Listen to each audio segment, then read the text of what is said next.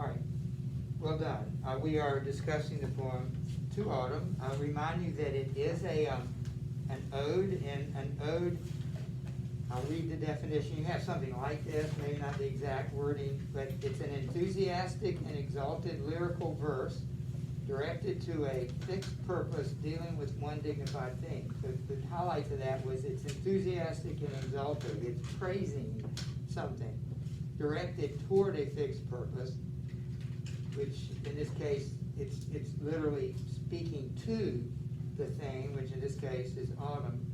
So it's directed to autumn, and it's one, and it's dignified. So odes are, and I think there's an ode form that we won't get into, but usually you can tell if it's an ode by the title, and if you know what to expect, that may help you analyze it. So we're looking at the three stanzas, and maybe it would be worth spending a minute looking at the first stanza, my favorite stanza, and just the different kinds of imagery that you see there. So, in other words, is it sight, sound, smell, taste, or touch? So, can someone, maybe you can just throw it out there, but just give us an image that you think is particularly, maybe you like it best, it's particularly effective in that first stanza, one or two images. Mason, why don't we start with you? An image in the first stanza, and then identify it as sight, sound, smell, taste, but why do you like it?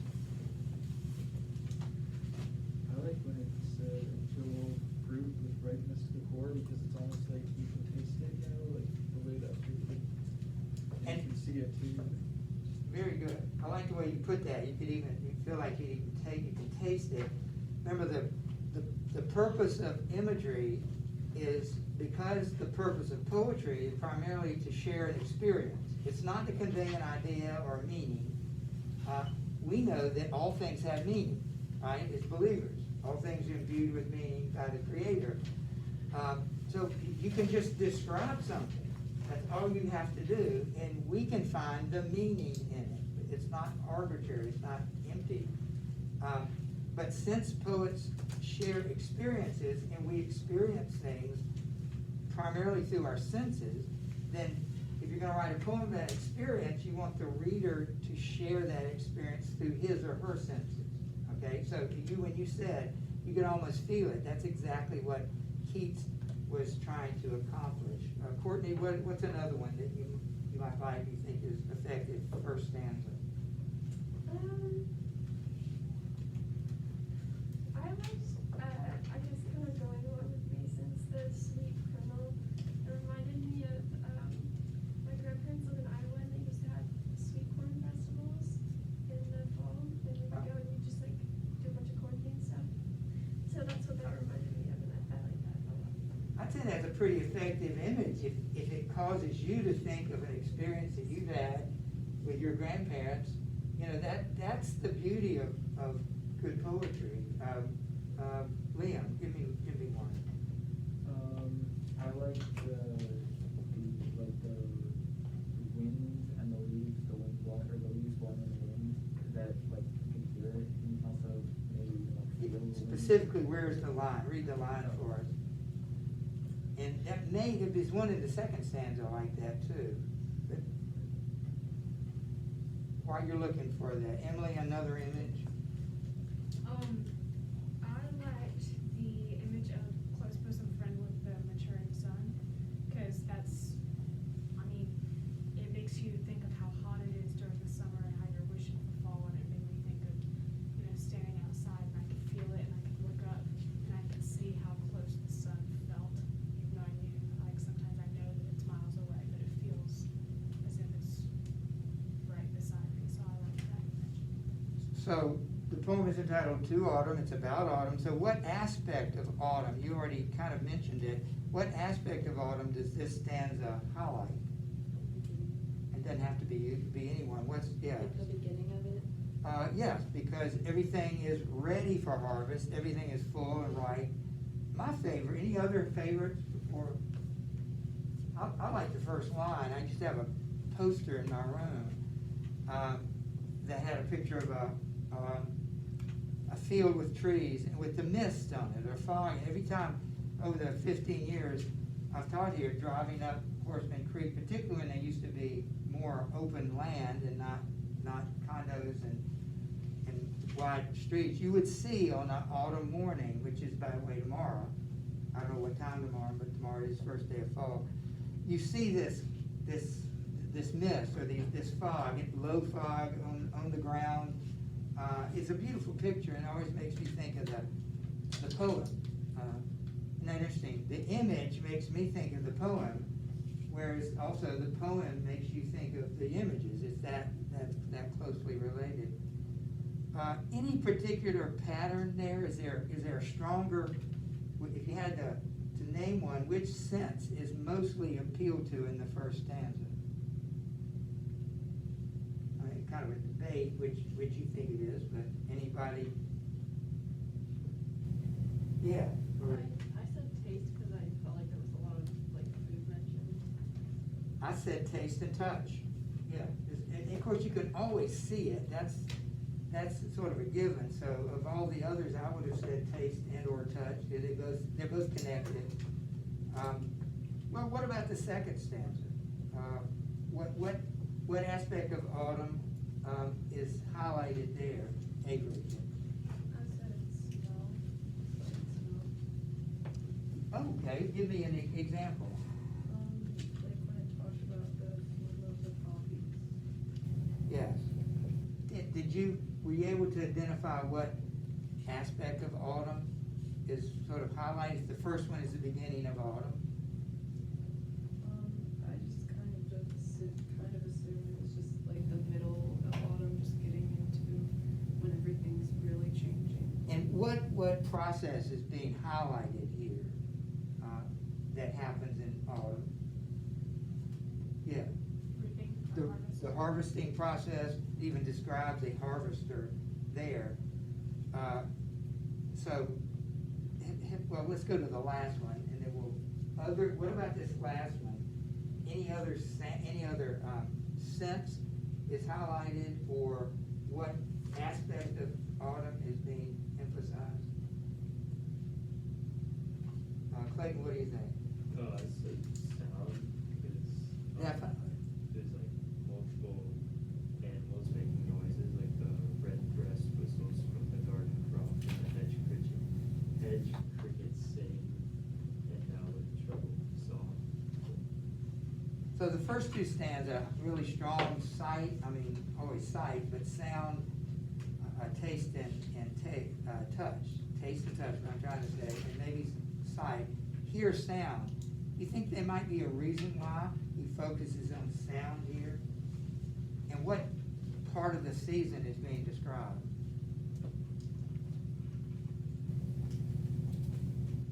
Well, we start at the beginning of autumn, everything's there on the vine, ready to harvest. We've got the harvest in number 2. What about the third stanza? Yes. Well, now I feel like it's kind of looking towards spring again, like they've done all the harvesting and Right. now they're ready for like planting again. Any reason why the sense of sound was emphasized here? I don't know. Anybody have it not only have we seen the progression of the season, yeah. Well, maybe near the end of fall, that's more like the leaves are on the ground and they're crunching beneath your feet, and it's just everything's less up, and it's all a lot more on the ground. Yeah, you don't think of the smell because everything's dead. You don't think of the taste, it's off the vine. There's always sight, but I agree with you, there's sound, because maybe there's nothing else, that's the primary, there was always sound, but now we kind of notice it more because there's an emptiness about it. What was the other progression? You've seen the progression of the season. What was the other progression that you noticed in the poem?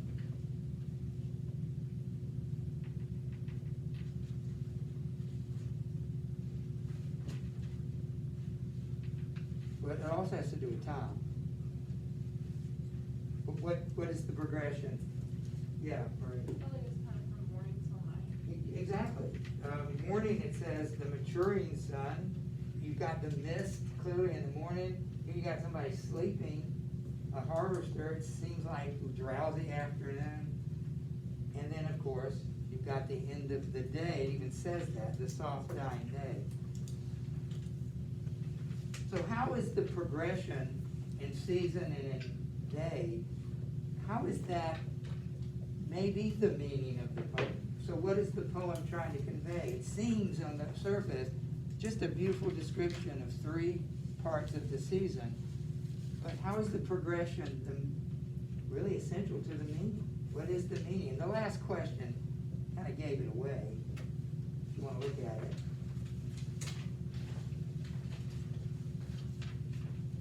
Time is moving on. So what is the meaning of a statement like that or a poem like that? What does the poem say about the passing of time?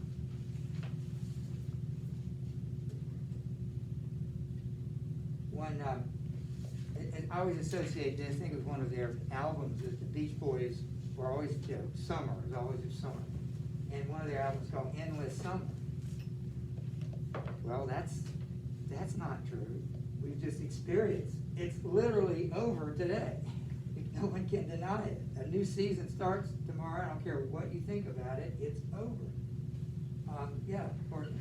I think that the point of the poem is to celebrate like the change and the passing of time, like where it says in the last stanza, where the songs of spring, think not of them, thou hast thy music too. I think it's trying to say like there are good things in each season or whatever, so don't, I guess, be happy about the change because there's good things in everything.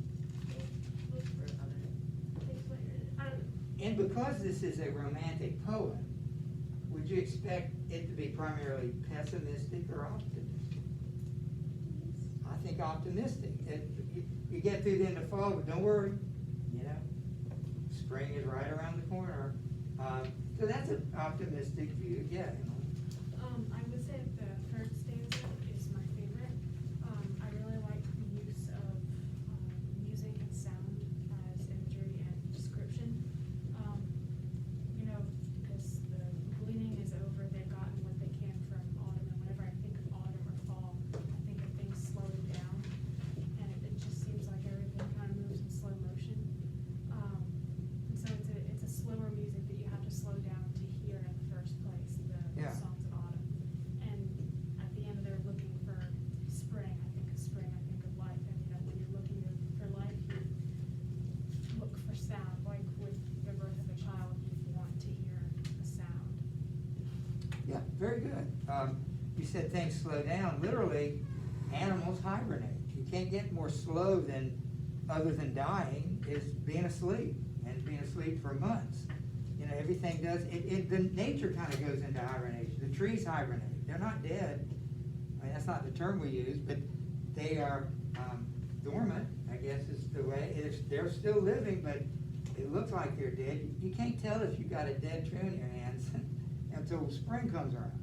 And then that tree's taking a long time because it's dead, The others look just like it until life came around. I think that's primarily positive. However, it is inevitable if nature is headed in that direction. What does it tell us about not just nature, but human nature? What does it tell us about humans? If we can look with our eyes and witness from birth to death, what is it telling us about us?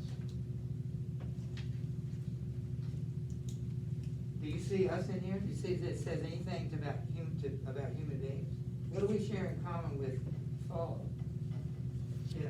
I guess like that we have different seasons in our lives and that ultimately it's gonna end at summer. It's going to end, just like summer is over, can't do a thing about it. You and I are coming to an end, at least physically on this earth. Now, Jesus also said, in a sense, you never die. And I trust that. So we just move on. But still, there's death that's inevitable. So it's kind of humbling. We love the season. Isn't it funny that maybe the brightest season of the year, my favorite season, the most colorful season of the year, is the dying season? I mean, those beautiful leaves are dying. When they get, you can start to see them in a few weeks. You'll start to see them color. Oh, it's beautiful. but they're dying. I never knew death was so beautiful. Isn't that interesting how God allows that to be, which should be the saddest season of the year, is actually the most colorful season. Well, that would be definitely something to look for as you look at poetry. The progressions, stanzas, trying to account for what happens in each stanza. Were there any other of the images? Remember, we experienced through the images. I didn't want to leave anything out unsaid. Anything you want to share? Because we're going to look at a poem now that also is full of imagery, completely different kind of approach. Turn to page 105. I have questions for you to work on. The poem is called Kubla Khan. Have you ever heard of it? It's written by Coleridge. I just want to remind you about Coleridge. Coleridge was the buddy of Wordsworth. They wrote the lyrical ballads, published them, which began the Romantic era in England. Coleridge was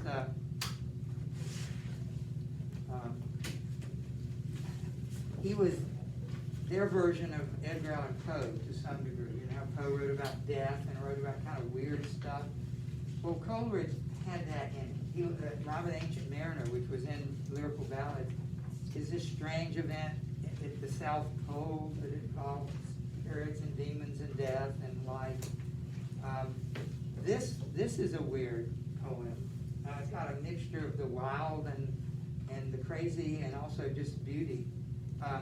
Coleridge was a victim of what we would call isn't it the opioid crisis? Isn't that what it's called? You don't hear as much about that since, COVID came through, but thousands of people get hooked on opioids, which sounds like the word opium to me. Is there any connection there? Because in the 19th century, opium was a medicinal drug, and Coleridge apparently got too much of it. He got addicted to it. I don't know how all that turned out, but people look at this poem as a product of that. He claims that he dreamed it. This was just a dream he had. It's so well done. It's not the product of a mind that's been dazed or dozing. So I don't know how true any of that is, but I'm going to read it to you. Kubla Khan, I wanted to tell you that Kubla Khan was a 13th century Chinese monarch, ruler. You've probably heard of it. Genghis Khan and Kubla Khan. I don't know who was older, who was the father. But its connection with China, I don't know what there is in here. This could be anywhere. It's our nowhere. It's almost like a nowhere. It's not, what you see here is not possible. But it what makes it fun to read. Let me read it to you, and you've got the questions. And it's basically trying to make sense of the images. What is the meaning of this poem is always the challenge. So let me read it to you. In Xanadu did Kubla Khan a stately pleasure dome decree, where Alph the sacred river ran, to caverns measureless to man, down to a sunless sea. So twice 5 miles of fertile ground, with walls and towers, were girdled round. And there were gardens bright with sensuous rills, where blossomed many an incense-bearing tree.